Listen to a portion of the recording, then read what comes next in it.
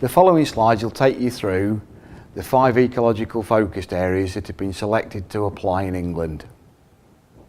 It's worth remembering at this point that for most farms you will have to have ecological focused areas that are equivalent to 5% of your arable land. The first of these ecological focused areas is landline fallow. There are several ways that you could look at managing landline fallow.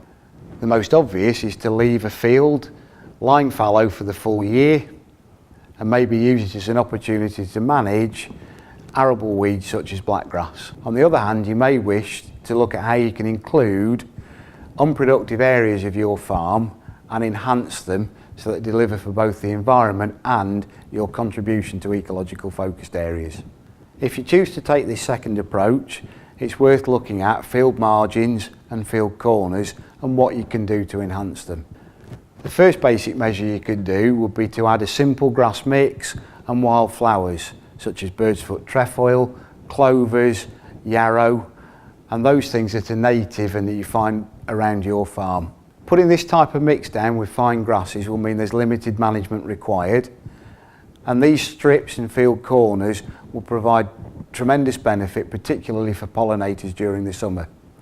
If they're sited next to hedgerows and woodland edges, there'll also be places for invertebrates and pollinators to hibernate over winter. Another alternative would be to add wild seed mix to these areas so that you can provide a food source for farmland birds during the winter. We recognise that there's a cost to implementing both of these measures, but if you look at it simply and you take simple seed mixes rather than the expensive ones, you have an opportunity to manage the habitat, control weeds and control disease. We feel it's a much better option than just leaving these areas to naturally regenerate and not be able to have management control. The second option within EFAs and greening are cover crops. These can be used to great effect to help manage soil structure and to also manage soil erosion and soil runoff issues. The 2 slides you see in front of you are from the same field at the GWCT Allerton Project farm in Leicestershire. The picture on the left shows the field in 2011-12 with an autumn sown cereal after heavy rain. So in the 2013-14 cropping year, this field was going to go into spring oats. And to avoid the issues of runoff and erosion, we established a simple cover crop of oil radish and farm saved oats.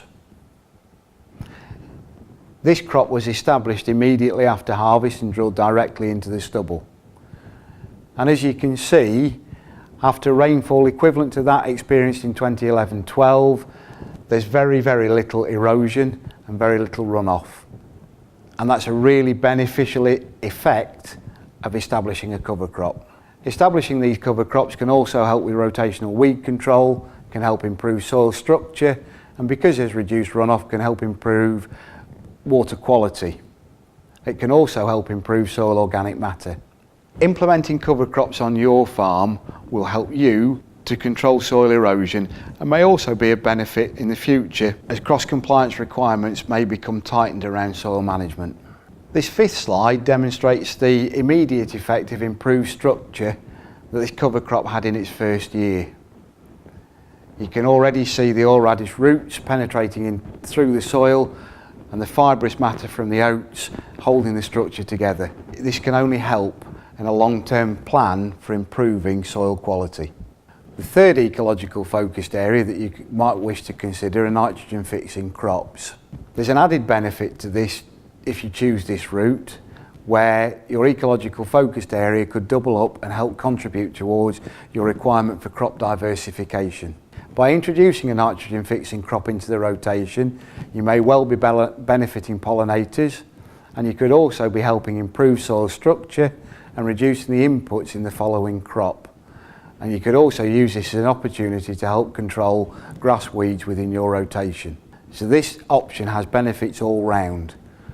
Whilst as a campaign we wouldn't encourage you to use this as a sole contributor to your ecological focused area, it is something that we would encourage you to consider and can have wider benefits for both the farm and the farmed environment. The 4th ecological focused areas are buffer strips. These are strips that will need to be placed next to a watercourse. And whilst with all these ecological focused areas, we're still awaiting the final rules, there will be opportunity for you to add environmental value if you implement this option.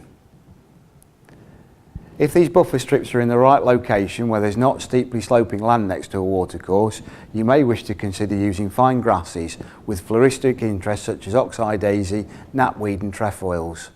This can add real benefit for pollinators and a range of invertebrates and beneficials, and it will also give variation to avoid just establishing tussocky grass margins of cocksfoot and timothy. There'll also be less risk of weeds and disease feeding into the adjoining crop. The final of the 5 ecological focused areas you may wish to consider are hedgerows. Hedgerows are an incredibly important part of the fabric of our countryside. They're something that everybody recognises, and they add value at a landscape level, but also support a huge amount of wildlife and biodiversity. They support farmland birds, they support pollinators, they support mammals, and they support beneficial insects. If you do choose to take hedgerows forward as part of your declaration for your ecological focused areas, you should be aware that in year 1 there may be issues with mapping and recording the length of these features, which could lead to a slightly delayed payment. It is, however, worth considering, especially where these features can sit next to field corners and field margins that have been enhanced in the way we described in the previous slides when we were looking at landline fallow. Hopefully that's given you a brief overview to demonstrate how you can deliver for the environment while still producing food effectively and efficiently, and help contribute towards your requirement under ecological focused areas. Don't forget the challenge that the Secretary of State and the Defra team have issued to the industry to deliver good environmental benefit in an effective and simple way. For more information and where you can contact your local Campaign for the Farm and Environment coordinator, please click on the link on the website.